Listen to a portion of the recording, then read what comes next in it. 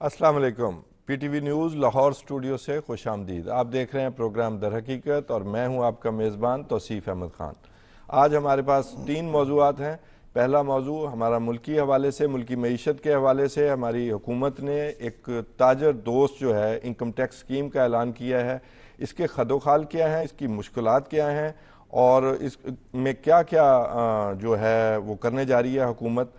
تاجروں کو اس کو تاجر دوست کیوں کہا گیا ہے، اس پر ہم آج بات چیت کریں گے۔ دوسرا ہمارا موضوع جو ہے وہ فالو اپ سٹوری ہے انفیکٹ، جو ہم نے پچھلے 2 اپنے پروگرامز میں کی کہ انڈیا کے انتخابات میں کیا ہو رہا ہے، اور وہاں ایک الیکٹورل بانڈ کا ایک بہت بڑا سکینڈل سامنے آیا ہے، اور وہاں پر الیکشنز کی بنیاد پر ایک الیکٹورل جو آٹوکریسی ہے وہ کیسے جو ہے وہ اس انڈیا پر جو ہے وہ ایک طرح کے مسلط ہونے جا رہی ہے۔ اس پر پوری دنیا کا میڈیا چیخ رہا ہے، اور اس میں پھر ایک اور چیز شامل ہے کہ امریکی محکمہ خارجہ کے جو ترجمان ہیں انہوں نے کہا ہے کہ بھی جو سکھ رہنما کا قتل ہے اس کے بارے میں بڑا سخت میسیج دیا ہے بھارتی حکومت کو کہ ہم اس تحقیقات کو منطقی انجام تک پہنچتا دیکھنا چاہتے ہیں۔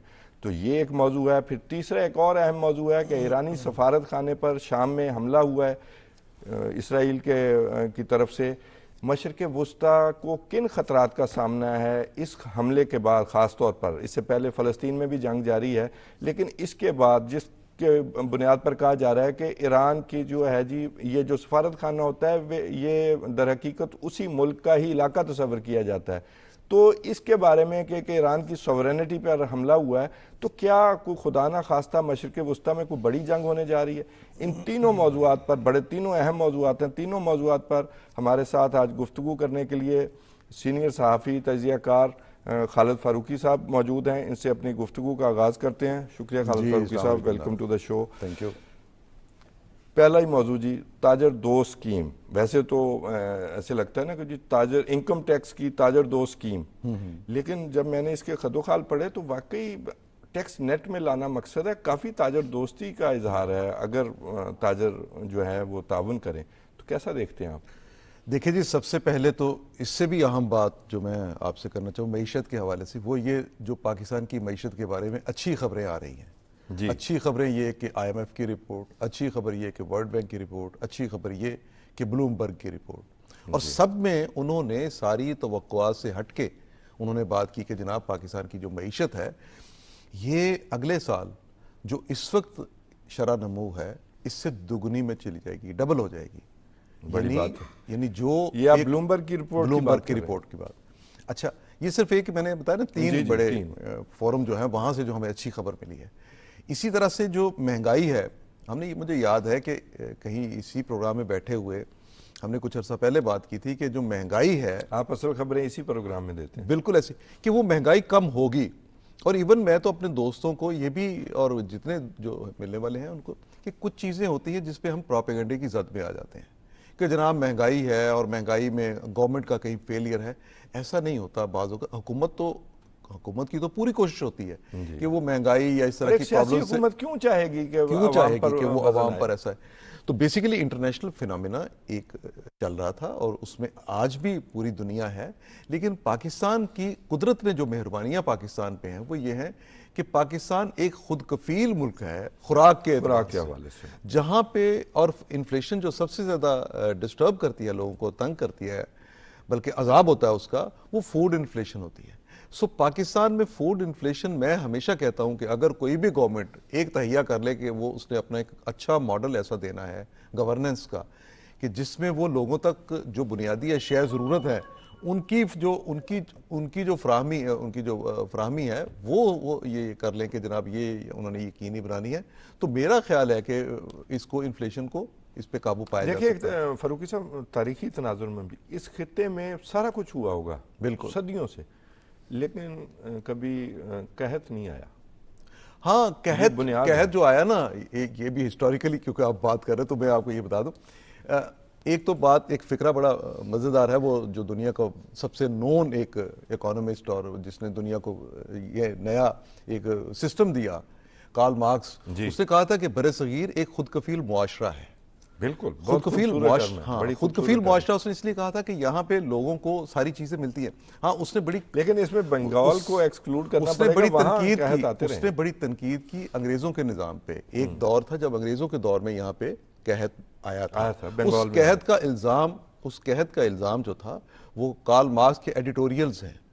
وہ ایڈیٹوریلز جو چھپے ہندوستان کے بارے میں, اور اس نے کہا کہ یہ انگریزوں نے لوگوں کو تنگ کرنے کے لیے اور اپنی اس کی بیڈ گورننس کی وجہ سے یہ قحط جو ہے وہ آئے, اور ایک جگہ سے دوسری جگہ جو اشیاء خوردونوش پہنچانی تھی بر وقت وہ نہیں پہنچائی جا سکی. اس کا بیسک پرپس کیونکہ انگریز قابض تھا نا جی, وہ تو ایکسپلائٹیشن تھی.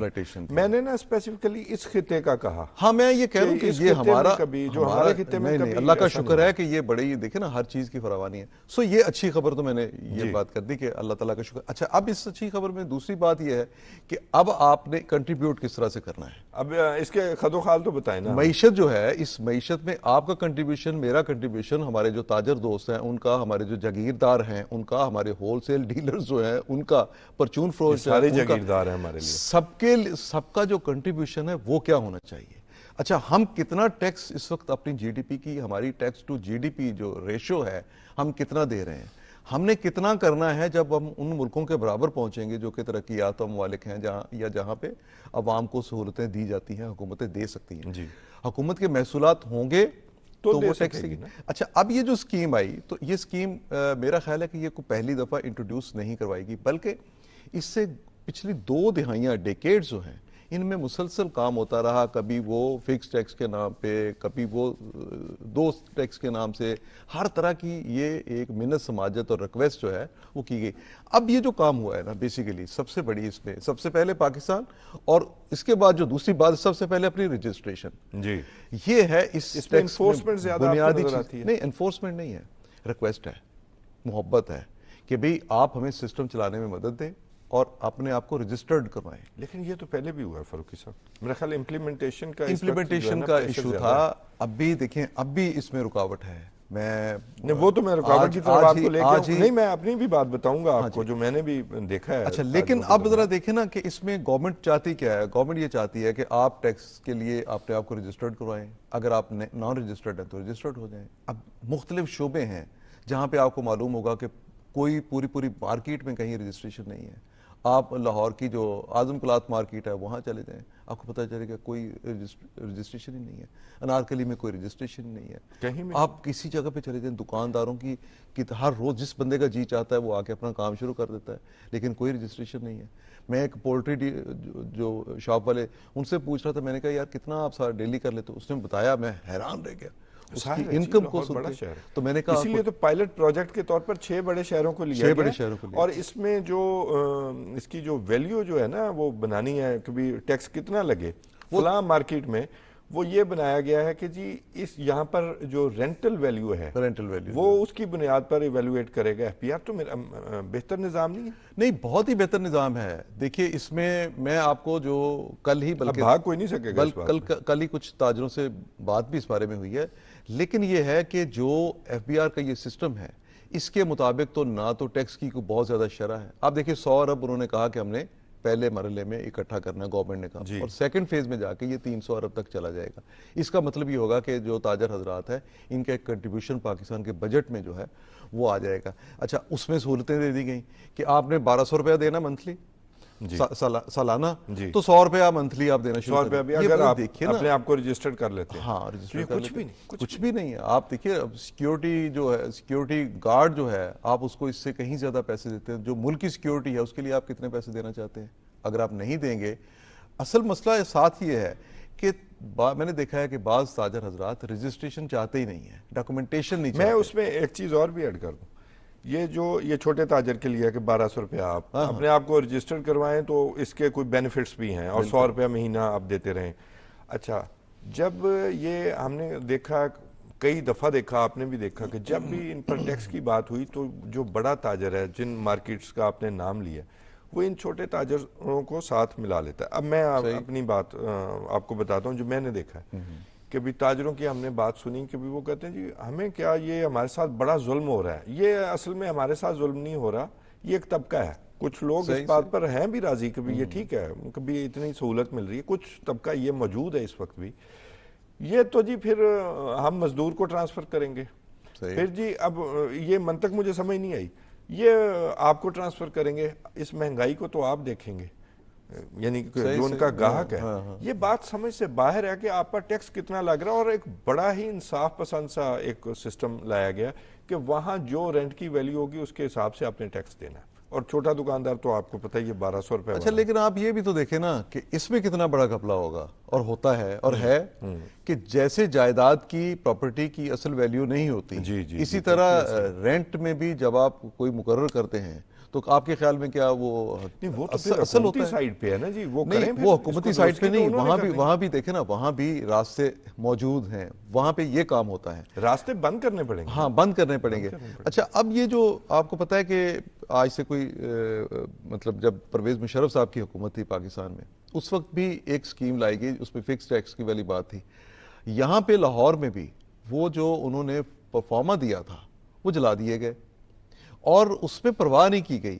سو یہ چیزیں ایسی ہیں جس میں بیسیکلی جو ہماری تاجر تنظیمیں ہیں ان کے اور چیمبرز جو ہیں ان کو سب سے پہلے گورنمنٹ کے ساتھ کوآپریٹ کرنے کی ضرورت ہے. لیکن اب آپ نہیں, انہیں صرف نصیحت کی نہیں, یہ تو اتنی دوستانہ سکیم ہے, اب بتانا بھی پڑے گا کہ کوئی اس طرح حکومتیں, ہم نے نا میڈیا ہائپ بھی کریٹ کی ہوئی ہے. ہاں, یہ ٹھیک بات ہے. جب ایک طرف میڈیا جو ہے وہ بتاتا ہے کہ گورنمنٹ ٹیکس لا رہی ہے, تو دوسری طرف کوئی 4 دکاندار احتجاج کرتے ہیں, تو اس کی میڈیا ہائپ بھی کریٹ ہوتی ہے.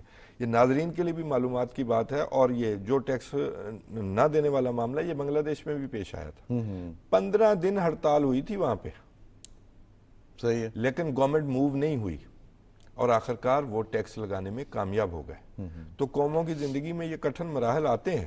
مجھے وہ جو شبر زیدی ہیں نا ایف پی آر کے جو پہلے والے تھے سر, ان کی بات بڑی مزیدار نظر آئی. انہوں نے کہا کہ کتنی ہڑتالیں ہو جائیں گی. جی بالکل ٹھیک بات. تو جو اور اس میں کیا دکاندار کا نقصان نہیں ہوتا؟ نہیں, دکاندار کا نقصان بھی ہوتا ہے. پھر پبلک جو ہے, تھوڑا سا پبلک کو بیسیکلی جس چیز کو, جن لوگوں کو اپنے عوام کو جو بتانے کی ضرورت ہے, اس میں گورنمنٹ بتائے, آپ بتائیں, ہر جگہ پہ بتانا چاہیے کہ جہاں کہیں ایسی اس ہڑتال کو ہڑتال نہ سمجھا جائے, اس کو ناجائز ہڑتال کہا جائے. جی, یہ عوام کو روشناس کرانے, عوام کو یہ بتانے کی ضرورت ہوگی. یہ اس پہ بات اور ہو سکتی ہے, لیکن ہمارے اس سیگمنٹ کا جو ہے نا وہ وقت ختم ہو گیا. دوسرا اثر, یہ امریکی محکمہ خارجہ کے ترجمان نے تو ایسے بیان دیا, انہوں نے کہا جی ہم فوری طور پر اس قتل کی مکمل تحقیقات چاہتے ہیں اور اس کی ذمہ داری جو ہے وہ بھارت پر ہے. کیا دیکھتے ہیں؟ پہلا تو یہی ہے, کبھی یہ معاملہ کسی اور طرف جاتا نظر آ رہا ہے. دیکھیے توصیف صاحب, اس میں واقعات جو تھے بڑے گھنونے ہوئے, افسوسناک ہوئے.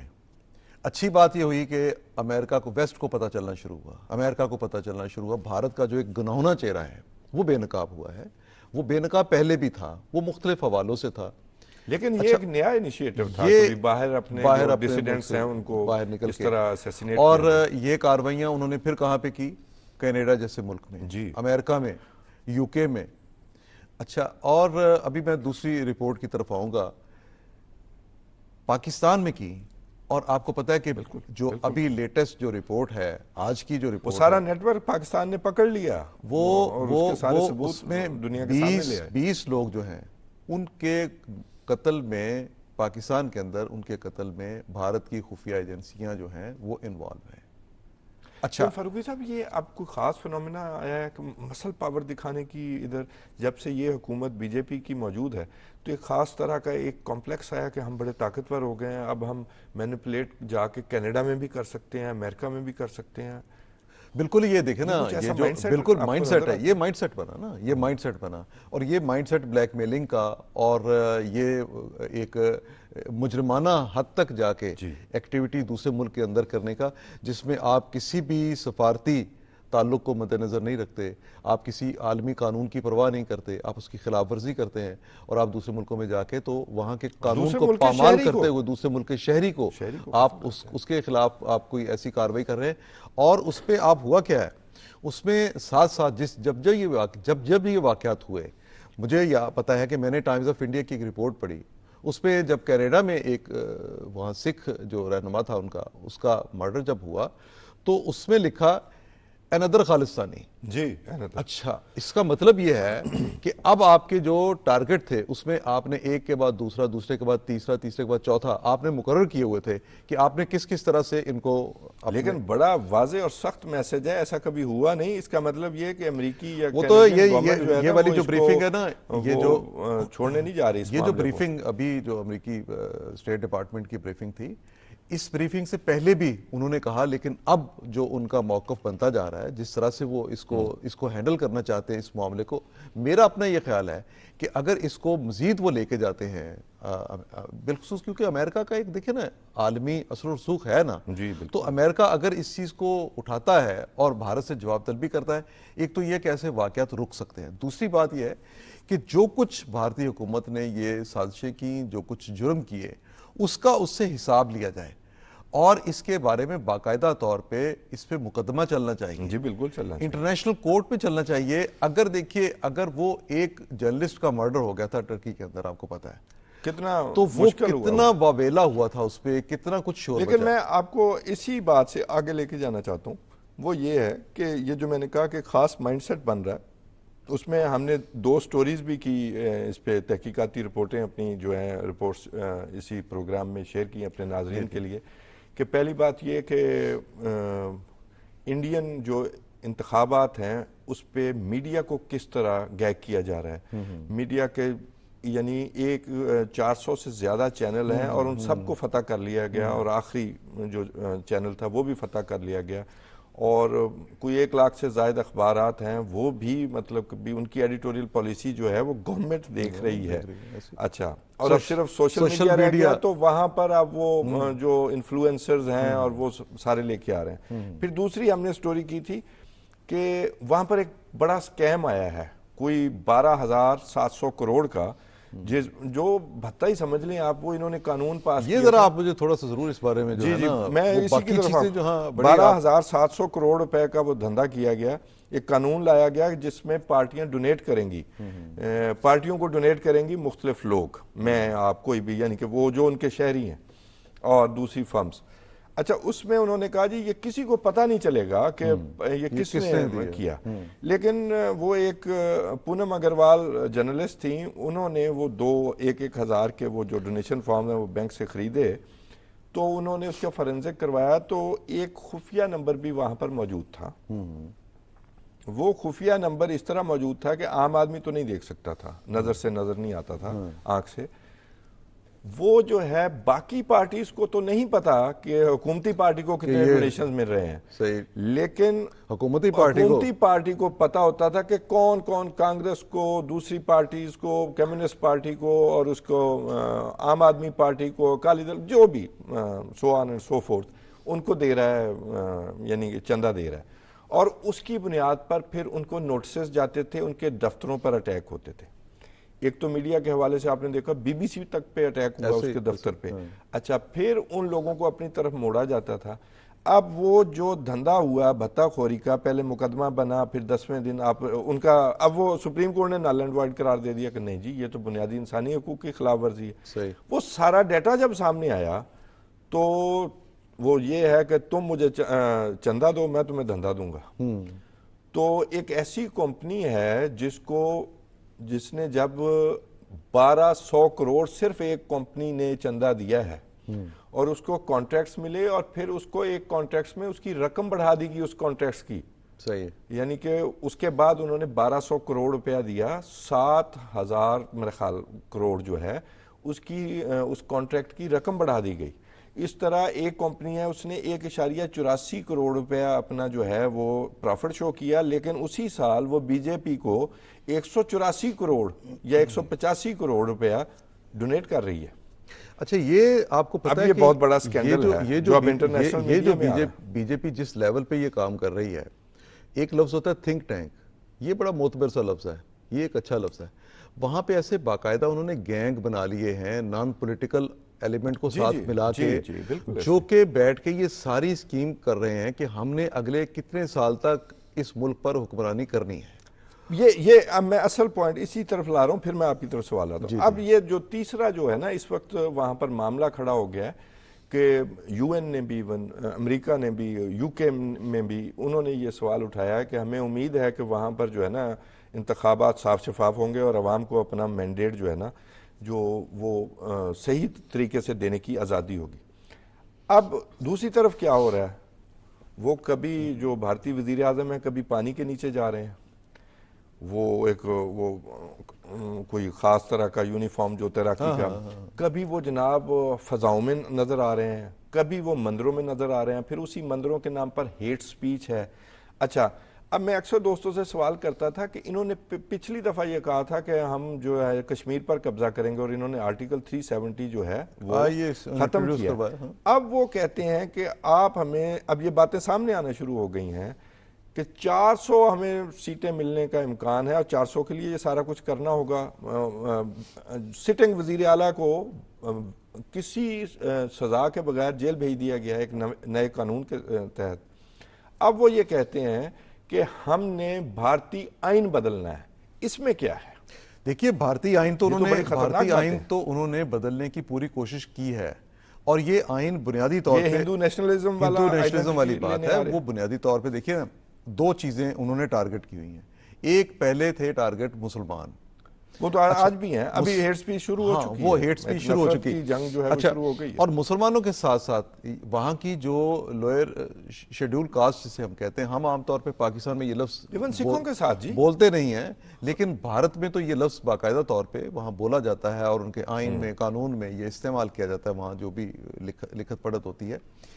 وہاں پہ دیکھیے جو ان کی لوئر کلاسز ہیں, ان کے ساتھ آپ دیکھیں نا کہ کب سے یہ سلوک جو ہے وہ ہو رہا تھا, اور آج جو ہے وہ, اچھا پہلے ڈھکے چھپے انداز میں کہیں ریجن وائز کہیں مختلف شہروں میں پتہ چلتا تھا کہ وہاں پہ یہ کام ہو, وہاں پہ اب ایک پالیسی بن گئی ہے, اور یہ پالیسی بی جے پی کی ایسی خوفناک پالیسی ہے جس کی بنیاد پر انہوں نے پچھلے الیکشن بھی دیکھیے نا مسلم دشمنی کی بنیاد پر لڑے. جی اب پھر شروع ہے, اور ابھی بھی رام مندر کا آپ نے دیکھا نہیں کس طرح یو پی میں دیکھیے نا, وہاں پہ انہوں نے کسی مسلمان کو ٹکٹ تک نہیں دیا تھا, جبکہ اتنی بڑی مسلم کمیونٹی وہاں پہ آباد, اور وہاں پہ کوئی 21%, یہی تو کہتا ہوں 21% وہاں مسلمان. یہ وہ مہابھارت والا مائنڈ سیٹ ہے کہ جی ہم نے کوئی ترقی کر لی ہے تو ہم اور اب جو معاملہ ہے نا ابھی, تو یہ کسی وقت بھی خطرہ ہے. اور آپ کو میں نے عرض کروں, جناب نریندر مودی صاحب نے اپنے 10 سالہ دور حکومت میں کبھی پریس کانفرنس سے خطاب نہیں کیا, کیونکہ وہاں سخت سوال کا سامنا ہو سکتا ہے. وہ انٹرٹیننگ قسم کے انٹرویو دیتے رہے ہیں. اس بارے میں آپ دیکھیے, ایک ہے جنوبی بھارت, ایک ہے شمالی بھارت. جنوبی بھارت ریزسٹنس دے رہا ہے, جنوبی بھارت ترقی میں بھی آگے ہے, اور شمالی بھارت جو ہے ترقی میں پیچھے ہے. جنوبی بھارت میں ایمرجنگ سٹیٹس ہیں, وہاں پہ لوگ مختلف ہیں. شمالی بھارت میں تمام کی تمام جو سیاست چل رہی ہے وہ ساری نفرت کی بنیاد پہ چل رہی ہے. فاروقی صاحب, اس سے بھی آگے بات چلی گئی ہے کہ کانگریس نے تم مجھے چندہ دو میں تمہیں دھندا دوں گا, اس بنیاد پر کوئی اشتہارات چھپوانے کی کوشش کی, وہ بند ہو گئے. کانگریس کو نوٹس آ گیا, 1700 کروڑ روپے انکم ٹیکس کا نوٹس آ گیا ہے. بالکل ٹھیک ہے. کمیونسٹ پارٹی کو 11 کروڑ کا نوٹس آ گیا ہے. اروند کیجریوال جو ہیں وہ ایک بڑا ہی فضول سا کیس ہے, اس میں ان کو وزیر اعلیٰ کو وہاں ڈال دیا گیا. اس سے پہلے تہاڑ جیل میں بند کر دیا. اس سے پہلے ان کے 2 منسٹر اسی کیس میں 6 مہینے وہاں رہے, اور پھر جو ان کا یہاں پر اپروور بنایا گیا وہ 9 نومبر 2022 کو گرفتار ہوتا ہے. 10 نومبر کو وہ کیجریوال کے حق میں سٹیٹمنٹ دیتا ہے, پھر اسے 6 مہینے جیل میں رکھا جاتا ہے. اچھا, اسی ہفتے وہ 5 کروڑ روپیہ ان کی جو فرم ہے, جو فارماسوٹیکل فرم, وہ 5 کروڑ روپیہ بی جے پی کو چندہ دیتی ہے, اور جب تک وہ اپروور بنتا ہے تب تک اس سے 52 کروڑ روپیہ چندہ لے لیا جاتا ہے, اور پھر وہ سٹیٹمنٹ دیتا ہے, اس کی ضمانت کی مخالفت نہیں کی جاتی, اور پھر وہ اپروور بھی بعد میں بن جاتا ہے. تو یہ دھندا جاری ہے. اب الیکشن کمیشن کے جو اراکین ہیں, پہلے جو اپوزیشن لیڈر کو ساتھ شامل کیا, پہلے سپریم کورٹ نے آرڈر کچھ اور دیا تھا, لیکن انہوں نے جی اپنا وزیر اعظم اور یونین منسٹر امیت شاہ اور ایک اپوزیشن لیڈر وہ شامل کر کے بنایا. وہ کہتا ہے جی کہ مجھے 212 امیدوار بھیجے گئے, شارٹ لسٹ کر کے لوگ بھیجے گئے کہ ان میں سے بنانا ہے. جب میں میٹنگ کے لیے پہنچا تو فوراً مجھے بتا دیا گیا 6 لوگ یہ شارٹ لسٹ ہو گئے ہیں, اور جب میں اندر گیا تو انہوں نے کہا یہ فائنل ہو گئے ہیں، اور یہ تمام لوگ وہ امیت شاہ کے نیچے کام کرتے رہے ہیں۔ اچھا، جو مائنڈ سیٹ آپ نے نفرت کی بات کی، سب سے بڑا دھماکہ یہ ہوا ہے کہ کلکتہ ہائی کورٹ کے ایک جج نے استعفیٰ دے دیا ہے، ابھیجیت پانڈوے۔ انہوں نے کہا جی، اور بی جے پی کی طرف سے الیکشن لڑنے کا اعلان کر دیا۔ انہوں نے کہا کہ میں یہ فیصلہ نہیں کر پاتا، اور یہ بھی اعتراف کیا کہ میں جج ہوتے ہوئے بی جے پی سے رابطے میں تھا، میں یہ فیصلہ نہیں کر پاتا کہ گاندھی ٹھیک تھا یا گوڈسے ٹھیک تھا۔ Very good, very good. اب بنائے نا ٹھیک ہے نا، وہ گوڈسے کو ٹھیک کرے۔ ہاں جی، ہم تو چاہتے ہیں کہ وہ، ہم چاہتے نہیں ہیں لیکن ہم سمجھتے ہیں کہ وہ گوڈسے کو ٹھیک کرے، اور پورا بھارت یہ سمجھے کہ یہ وہ لوگ ہیں جو گاندھی کو ٹھیک نہیں سمجھتے۔ اچھا، گاندھی کو اب انہوں نے کیا کیا ہے؟ گاندھی کو انہوں نے لیڈر بنا دیا ایک ایسی ہاری ہوئی پارٹی کا کہ یہ بھئی یہ تو کانگریس کا لیڈر ہے۔ اچھا، ہم تو دیکھیں جب ہم پاک بھارت تعلقات کے ماضی میں جاتے ہیں، جو متحدہ ہندوستان تھا یعنی بر صغیر جو تھا، اس پہ جاتے ہیں، تو ہمیں تو گاندھی کا کریکٹر جو ہے وہ کبھی مسلم دوستی والا نظر نہیں آیا۔ اچھا، لیکن یہ بھی نہیں برداشت ہو رہا، لیکن ان سے یہ بھی برداشت نہیں ہو رہا، اور وہ گاندھی کے اس کسی ایسے اقدام کو جو کہ گاندھی نے اس وقت اپنے ملک کے بچانے کے لیے کیا تھا، کیونکہ جو انتشار تھا وہاں پہ سیدھا سیدھا کہ وہ زیادہ انتہا پسند تھا، جی میں اسے زیادہ بہتر وہ سمجھتا زیادہ۔ ہوں۔ اچھا، اب وہ جو جتنی لیڈرشپ بی جے پی کی ہے انہوں نے تو ٹوٹل وہ اپنا جو مہاتما ہے اس کو ہی اپنا اس سے انکار کر دیا نا، اس کو ماننے سے۔ یہ جو سکینڈل ہے جس میں 6,000 کروڑ روپیہ بی جے پی کو گیا ہے، اس کے بارے میں آرڈر ہے کہ کوئی اخبار، کوئی میڈیا اس خبر کو نہیں چلا رہا، اور عدالتیں کہاں ہیں؟ یہ بھی دیکھیں نا، عدالتیں کہاں پہ ہیں؟ عدالتیں تو وہاں کی جو ہیں وہ بالکل اس طرح کے جو انتہا پسندانہ جو اقدامات ہیں اس میں عدالتیں ساتھ ملی ہوئی ہیں۔ آپ کو میں بتاؤں کہ ہمارے یہاں پہ کچھ انڈین جرنلسٹ کافی عرصہ پہلے آئے، تو انہوں نے، یعنی یہ بی جے پی کے پچھلے ٹینیور کی بات ہے، اس وقت انہوں نے بتایا کہ یہ فیصلہ آنا ہے، بی جے پی نے لینا ہے سپریم کورٹ سے، جو اپنا رام مندر کے حوالے سے۔ یا میرے سے اتفاق کرتے ہیں کہ یہ کوئی گرینڈ ایجنڈا ہے جس کے لیے بالکل گرینڈ، آپ کا نظر آ رہا ہے کہ آپ نے جیتنا ہے، اس کے باوجود آپ کچھ زیادہ نشستیں اور ساری یہ بالکل گرینڈ ایجنڈا ہے۔ اس کو پورا کرنے کے لیے بھارت کوئی بھی اس وقت کوئی ایسا اقدام کر سکتا ہے جو پورے خطے کے امن کو، اسے دیوتا کے روپ میں نریندر مودی وہ کو جو پیش کچھ بھی کرنا، دیکھیے وہ جی مندر میں جا کے اس طرح جیسے مسیحا آ گیا ہے، یہ تو دیکھیے نا، مودی جی کے اپنے دماغ کا بھی ایک مسئلہ ہو سکتا وہی مسئلہ ہے کہ بھی آپ نے یہ بتانا ہے کہ جناب ایک اس ملک کو ایک ایسا لیڈر مل گیا جس کا صدیوں سے انتظار تھا۔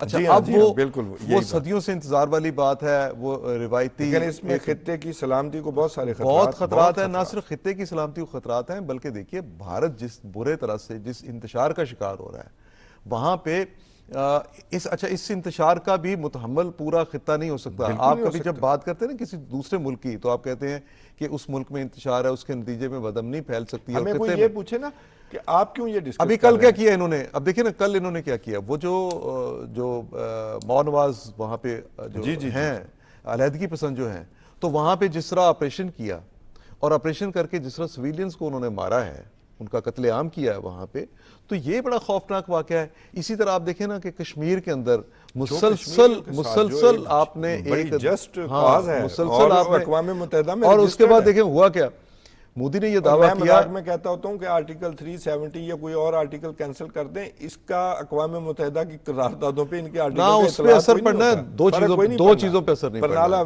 دو جگہ پہ اثر نہیں پڑنا، نہ اقوام متحدہ کی قراردادوں پہ اثر پڑنا ہے، نہ کشمیری عوام پہ اس کا اثر پڑنا ہے۔ اصل بات ہے کشمیری عوام کے ایکسیپٹ کرنی، کیا وہ کسی ایسی چیز کو ایکسیپٹ کرتے ہیں؟ وہ نہیں کرتے۔ اب ہو یہ رہا ہے نا کہ آپ یہ دیکھیں، باقی تو آپ نے ساری باتیں بڑی بالکل ٹھیک کر دی، لیکن ان دنوں میں مقبوضہ کشمیر کے اندر کتنی تنظیمیں ہیں جن کو بین کیا گیا ہے، وہ ساری کی ساری وہ تنظیمیں ہیں جو مسلمانوں کی وہاں پہ نمائندگی کرتی ہیں اور وہ مطالبہ جمہوریت کا کرتی۔ اچھا، اب اسی طرح سے جس طرح کشمیر کے 2 حصے کیے گئے، لداخ کا علاقہ الگ کیا گیا، وہاں پہ دیکھیں نا، وہاں پہ ان لوگوں کو کیا ہوا کہ جن لوگوں نے ایک ٹائم پہ 370 آرٹیکل جو ہے واپس لینے کی، اس کی جہاں کہیں کچھ لوگوں نے سپورٹ کی، وہ لوگ اب پروٹیسٹ کر رہے ہیں کہ بھی ہم نے، ایک صحافی نے آرٹیکل 370 کے ختم ہونے کی بڑی حمایت کی تھی، اب اس کا کوئی ایشو آیا تو 21 دن وہ کوئی بھوک ہڑتال پہ بیٹھا رہا، کسی نے نہیں پوچھا۔ اب وہ آپ کشمیر کی بات ہم کیوں کریں؟ یہ پنجاب کے کسانوں نے وہ انہوں نے protest غدار کیا تھا قرار تو دے دیا جو بھی ان کے خلاف ہو. مطلب کہ بڑی سختی ہو رہی ہے. یہ کوئی ایجنڈا بڑا خطرناک یہ نظر ایجنڈا آ رہا ہے. خطرناک ہے. اس میں میں جو آخری بات اس میں یہ کہنا چاہتا ہوں وہ یہ ہے کہ کیونکہ میں اس بارے میں بہت زیادہ اس میں تشویش میں ہوں کہ جب بھی انڈیا میں الیکشن آتا ہے کوئی نہ کوئی ایسا واقعہ بڑا جو ہے وہ یہ ہوتا ہے کہ ایک تو وہاں مسلمانوں کے خلاف نمبر جی ایک، وہ تو ہر اور وقت کا دوسری نشان بات ہے. یہ ہے کہ اس ریجن میں پاکستان کے اور حوالے اب ساروں کے خلاف جو بھی اقلیتیں اور ہیں سب کے اور خلاف. سرحد کے پار جو ایک اقدامات ہیں ہندوتوا اس میں، اسٹیٹ اور کی جو وہاں پہ طرف ہے نا وہ دیکھیے سفر وہاں جاری ہے. اور شاید وہ یہی وہاں پہ جو کانگریس وعدہ کے بھی کر لوگ رہے ہیں. اور دوسری پارٹیوں کے لوگ کہہ رہے ہیں وہ یہ بالکل کھلی بات کر رہے ہیں کہ بھارتی حکومت جو ہے اس وقت بی جے پی کی وہ کسی وقت بھی ایودھیا میں یا کسی اور جگہ پہ دہشت گردی کو ایون سپانسر کر سکتی ہے، ایون وہ آنکھیں بند کر کے ہونے دے گی یا کوئی ایسا واقعہ. ابھی ہمارا ایک موضوع اور ہے. ہاں تو میں آخری بات صرف یہی کہ اس بارے میں نہ صرف پاکستان کی حکومت کو خود کو باخبر رکھنا ہے، عوام کو باخبر رکھنا ہے، اور اس بارے میں کم از کم ایک یادداشت کے طور پہ کوئی ایک سپیچ ہمارے جو اقوام متحدہ میں یا کسی اور فورم پہ جو ہمارے مندوبین ہیں ان کو ضرور کرنی چاہیے کہ ہمیں یہ خطرہ ہے کہ بھارت اس الیکشن سے پہلے کوئی ایسی واردات کر سکتا ہے. جی بالکل بڑی اہم بات ہے. اچھا فاروقی صاحب تیسرا بھی ہمارا موضوع ہے، ورنہ میں ایک اور بھی شامل کرتا کہ سوشل میڈیا کے لیے بھی قانون آ رہا ہے کہ سوشل میڈیا ہم پہلے گورنمنٹ چیک کرے گی بھارتی حکومت کہ آپ کنٹینٹ کیا دے رہے ہیں. یہ اتنی پریشانی ہے. ایک ڈرا ہوا ڈکٹیٹر جس کو سویڈن کی ایک وہاں سویڈن کی جو آرگنائزیشن ہے اس نے اس کو کیٹیگری دیا ہے بھارت کو الیکٹورل آٹوکریسی کی طرف جا رہا ہے یہ ملک. چلا گیا یعنی کہ ڈکٹیٹر چلا گیا ہے. انہوں نے تھوڑا سا نرمی کا مظاہرہ کیا، جا چکا ہے بالکل ایک سٹیپ پیچھے ہے. جیسے ہٹلر آیا جمہوریت کے ذریعے، مسولینی آیا، بالکل وہی سٹائل اور وہی گیم. مودی کا وہی سٹائل ہے، مسیحا نظر آنا، کبھی ہواؤں میں کبھی پانی میں، وہ لوگوں کو وہ اپنا آپ آم کھاتے ہیں چوس کے کھاتے ہیں یا کاٹ کے کھاتے ہیں، وہ اس طرح کا. اور اچھا تیسری ایک بڑی تشویشناک جو سٹوری ہمارے سامنے آ رہی ہے کہ ایرانی سفارت خانے پر ان کے ملحقہ جو ہے وہاں پر دمشق میں اسرائیلی حملہ ہوا اور اس میں ان کی القدس فورس کے جو ہیں بریگیڈیئر جنرل رضا زاہدی وہ جو ہیں اس میں ہلاک ہوئے. تو کس طرف جاتا دیکھ رہے ہیں مشرق وسطیٰ کو؟ دیکھیے یہ تو دیکھیے اسرائیل کی بحیثیت ریاست ایک ایسی غنڈہ گردی ہے جو ہم کئی دہائیوں سے دیکھ رہے ہیں. جی. اور ہم نے یہ دیکھا کہ 1948 میں فلسطینیوں کو بہت بڑی تعداد میں شہید کیا گیا. جی. اس کے بعد ہم نے دیکھا کہ لبنان میں 80s کی جو دہائی تھی اس دوران جنگیں الگ سے رہ گئیں، لیکن 80s کو جو دہائی تھی اس میں ہم نے قتل عام وہاں دیکھا. صابرا اور شتیلا کیمپوں میں، وہ کیمپوں میں جو قتل عام ہوا بڑا خوفناک تھا. اور اس کے بعد جس طرح سے میں نے ایک سٹوری پڑھی اور آج بھی آپ اگر دیکھیں تو وہ کہتے ہیں کہ جو صابرا اور شتیلا کے کیمپ ہیں وہاں کے قریب سے جب کوئی شخص گزرتا ہے تو انسانی گوشت یا گوشت کے جلے ہونے کی سمیل جو ہے ابھی تک اس کے دروازوں میں اور دیواروں میں موجود ہے. جب کوئی شخص وہاں گزرتا ہے تو محسوس ہوتا ہے کہ یہاں یہ ظلم ہو چکا ہے، اس لیے کہ وہاں پہ انہوں نے جو اپنی گوریلا فورس بنائی، اسرائیل نے اپنی گوریلا فورس بنائی تھی، مذہبی بنیاد پر اس کو لڑوایا گیا اور ان لوگوں کو پھر موقع دیا گیا کہ وہ مسلمانوں کی کیمپوں پر بستیوں پر حملے کریں، اور پھر یہاں تک کیا کہ ان کو زندہ جلایا گیا، وہاں پہ شہید کیا گیا. اب جو وہاں پہ اس وقت کی جو صورتحال ہے وہ ہم سب نے دیکھا کہ 7 اکتوبر کے بعد سے جس طرح سے اسرائیل نے وہاں ظلم و بربریت کا جو بازار گرم کیا ہے، اس میں اور بدقسمتی کی بات یہ ہے کہ ویسٹ پورا خاموش بیٹھا ہوا ہے عملی طور پر. سر نہیں بیٹھا ہوا، نہیں خاموش اس حساب سے دیکھیے جب تک پوری امداد ہو رہی ہے. ہاں عملی طور پر خاموش بیٹھا ہوا، کوئی آواز اس کے لیے نہیں بلند ہو رہی. ویپن دیا جا رہا ہے اور امریکہ اس میں خاموش ہے، ویپن دیا جا رہا ہے. اور جس طرح سے وہ اسرائیل کی سرپرستی کر رہے ہیں اور اس کو جتنا، جب آپ کسی کے ساتھ اس طرح پیار کرتے ہیں نا اس کے ظلم پہ، اس کو تو آپ اس کو ظلم کرنے پہ اکسا رہے ہوتے ہیں. اچھا میں یہی بات کرنا چاہتا ہوں کہ بھی یہ کیا معاملہ ہے. ہم نے پہلے ہمارے ناظرین میں کچھ ہمارے یہ امپریشن بھی پھیلایا جاتا ہے کہ بھی اسرائیل شاید بڑی معیشت ہے، بڑا معاملہ ہے.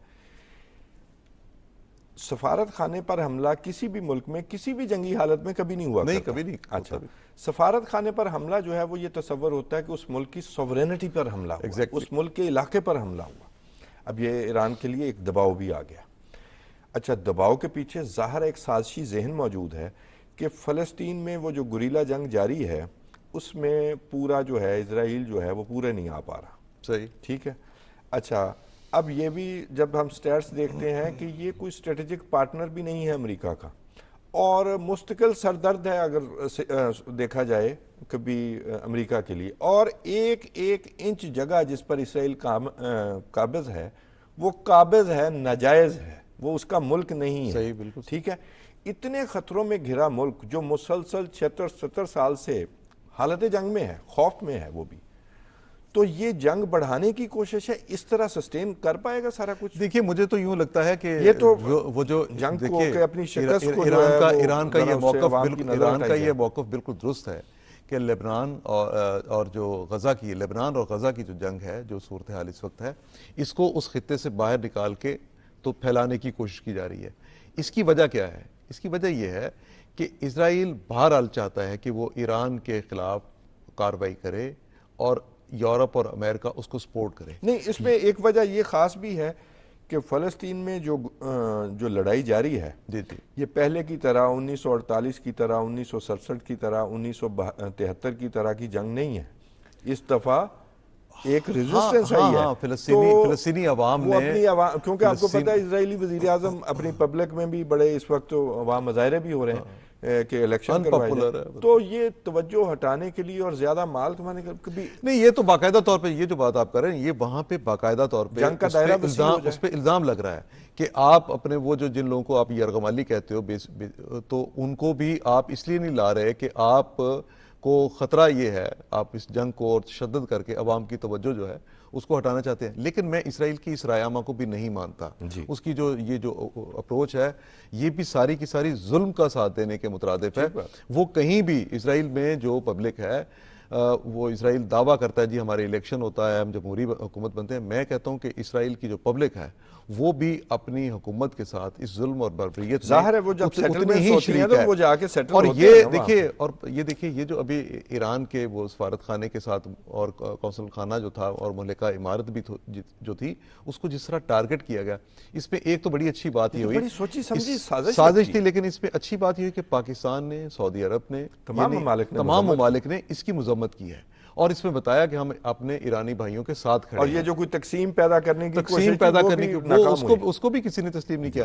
اچھا اب اسرائیل کی ایک اور مسئلہ بنا ہوا ہے, وہ یہ ہے کہ آپ کو پتہ ہے کہ اس ریجن میں سعودی عرب کے اور ایران کے اختلافات تھے, لیکن انہوں نے کور کیا, انہوں نے اس کو کور کیا, انہوں نے اس کو بڑی مطلب یہ جس طرح سے ملاقاتیں ہوئیں اور دونوں ممالک قریب آئے اور اس نے ان دونوں ممالک کے قریب آنے نے پوری مسلم امہ کو اور اطمینان دیا ہے.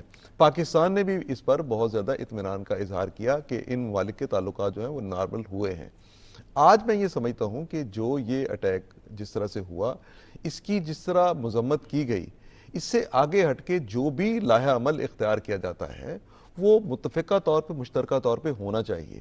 یعنی یہ جو بربریت کا جس طرح اٹیک کا آج مظاہرہ کیا, کہنے کا مقصد یہ ہے کہ امہ کے جو ممالک ہیں وہ بالکل وہ آگے بڑھ کر اس جنگ کو پھیلنے سے روکیں اور کیونکہ یہ ایک سازش لگتی ہے کہ ایران کو اس جنگ میں دیکھیں سیریا کو تو اس نے ٹارگٹ مسلسل کیا ہوا ہے. آپ کو پتہ ہے کہ آج سے نہیں, اور جس طرح دیکھیے جس طرح سے امریکہ نے بھی یہاں پہ وائلیٹ کیا تھا, جس طرح امریکہ نے وہاں پہ آپ کو پتہ ہے جنرل قاسم سلیمانی والا واقعہ ہوا, اور اس سے پہلے یہ ابھی دسمبر 23 میں یعنی ابھی 3 مہینے پہلے 4 مہینے پہلے تب بھی میزائل حملہ ہوا تھا اور ایک سینئر جو موسٹ سینئر وہاں جو کمانڈر تھے وہ اس میں جاں بحق ہوئے.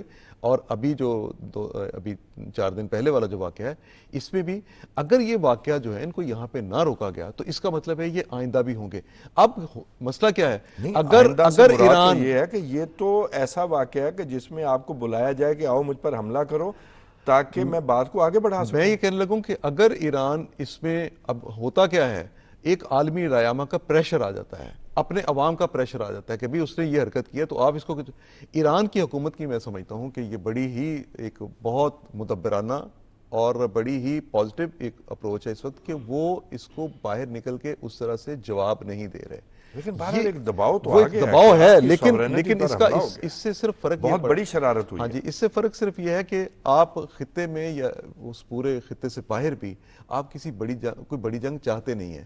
یعنی اگر ایران یہ جنگ نہیں چاہتا تو میرا خیال ہے کہ اس وقت امریکہ کو اور یورپی ممالک کو اس بارے میں سوچنا چاہیے کہ اگر یہ جنگ پھیلے گی تو کیا انہیں اس کا فائدہ لیکن کیا ہوگا؟ یہ میسج جائے گا کہ جنرل سلیمانی بھی جاں بحق ہوئے اور وہ تو چلیں اور کیس تھا، اب یہ جو معاملہ ہے کہ اس میں بھی یہ میسج جائے گا کہ اگر ایران ریسٹرینٹ کا مظاہرہ کرتا ہے، جیسے کہ ہم نے کہا کہ ہم یہ ایکسپیکٹ کرتے ہیں کہ ہوش مندی کا، اس سازش کو اور دانش کا مظاہرہ، اس سازش کو پہچانا جائے کہ بھی یہ جنگ کو پھیلانا چاہتا ہے اسرائیل، تو اس سے ایک کمزوری کا تصور بھی تو جائے گا کہ آپ کی سوورینٹی پر حملہ ہوا، پھر اس کا نہیں پریشر آتا؟ دیکھیے بعض اوقات جو ڈفرینٹ سٹیٹس ہیں نا وہ اپنے حالات کے مطابق، یہی سب سے بڑی جواب اسٹیٹس دیا جائے گا لیکن کہ جواب اپنے دیا حالات جاتا کے ہے مطابق۔ لیکن اپنے حالات کے مطابق، یہ نہیں کہ آپ دوسرے کی مرضی پوری کریں۔ اور دیکھیں اسرائیل کی تو خواہش ہے کہ یہ جنگ پھیلے، اور اس کی یہ خواہش ہمیشہ سے رہی کہ وہ جہاں جب کبھی ایران کے اندر واقعات بھی ہوئے، اس کی یہ خواہش ہے کہ امریکہ اور دوسرے ممالک اس کا ساتھ دیں، کہ وہ جواز بنا کے، کبھی وہ ایران کے نیوکلیر پروگرام کو جواز بنایا جاتا ہے، کبھی وہاں پہ کہ غزہ میں سپورٹ کی ہے، کبھی یہ کہا جاتا ہے کہ لبنان میں جو عسکریت پسند ہے غزہ ان میں کو سپورٹ سپورٹ کیا جب ہے۔ بھی کی ہوگی جی، ایرانی سائنسدان کب مارا گیا تھا؟ آپ کو ہاں تو یاد وہ اس سے ظاہر ہے کہ ہاں تو کب اس سے سے ایرانی پہلے کی، مفادات پر حملے اور ہو رہے ہیں؟ مسلسل ایران میں کئی ایسے واقعات اور جو ہیں ایسی وہ کوئی ہوئے۔ ریاست میں اسرائیل رہ کے دکھائے نا، جیسی فلسطین بنائی ہوئی ہے، نہ فضا اپنی، نہ کچھ ساحل نہیں، اپنا، نظر بند نظر بند نظر بند ریاست۔ اور آپ کبھی دیکھیں کہ وہ لوگ جو وہاں پہ ہیں، جو غزہ کے لوگ تھے، ان کو جو اسرائیل کے اندر جو داخلے کی اجازت میں تھا، آپ کو پتہ ہے کہ وہاں پہ تقریباً کوئی 1 لاکھ کے قریب لوگ ایسے تھے جو روزگار کے لیے وہاں جاتے ہیں۔ وہ جن چیک پوسٹوں سے گزرتے ہیں، کتنے کیمرے ان کو ہر وقت ان پہ نظر رکھتے ہیں، اور کتنی جگہوں سے انہیں گزر کے جانا پڑتا ہے، اور بالخصوص جو وہاں پہ سب سے برے حالات پیدا کیے جاتے ہیں وہ فلسطینی خواتین کے لیے پیدا کیے جاتے ہیں، کہ وہ فلسطینی خواتین کن راستوں سے گزر کے ان کو وہاں پہ جانا پڑتا ہے۔ جناب میں ایک اور بات ایڈ کر دوں، جو اسرائیل کی ٹیریٹری میں جو فلسطینی مسلمان رہتے ہیں، اس خطے کے، اس علاقے کے وہ مالک ہیں صدیوں سے، ان کو وہاں رہنے کے لیے رہائشی اجازت نامہ چاہیے، وہ اسرائیل کی حکومت دیتی ہے، اور ظلم کیا ہوتا ہے۔ اور یہ دیکھیں نا کہ وہاں پہ جو آپ نے پہلے بات کہی نا، بڑی اچھی بات ہے کہ آپ نے بالکل درست کہا کہ وہ اس کا ایک ایریا وہ ہے جو اقوام متحدہ کے ایک رکن ملک کے طور پر ہے، باقی سارا اس کا ناجائز قبضہ ہے، اور اس ناجائز قبضے پہ آئے دن وہ اپنی آبادی یہاں بھی یہ جب شروع ہوا تھا، یہ اقوام متحدہ نے مان لیا کہ ناجائز قبضہ یہ بھی دیکھیے یہ جو تنازع جو شروع ہوا غزہ والا، یہ بھی تبھی شروع ہوا کہ جب، میں آخری بات کہہ دوں، کہ ناجائز قبضہ جو تھا اور ہر روز گھروں سے محرومی جو تھی، ان کے آبادیاں مسمار کیے جا رہے تھے، وہاں سے یہ شروع ہوا۔ بہت شکریہ خالد فاروقی صاحب۔ ناظرین، آپ کو پتہ ہے ہمارے پروگرام میں علمی اور خبری سی گفتگو ہوتی ہے، امید ہے آپ کو ہمارا پروگرام پسند آیا ہوگا۔ اپنے میزبان توصیف احمد خان کو اجازت دیجیے، اللہ حافظ۔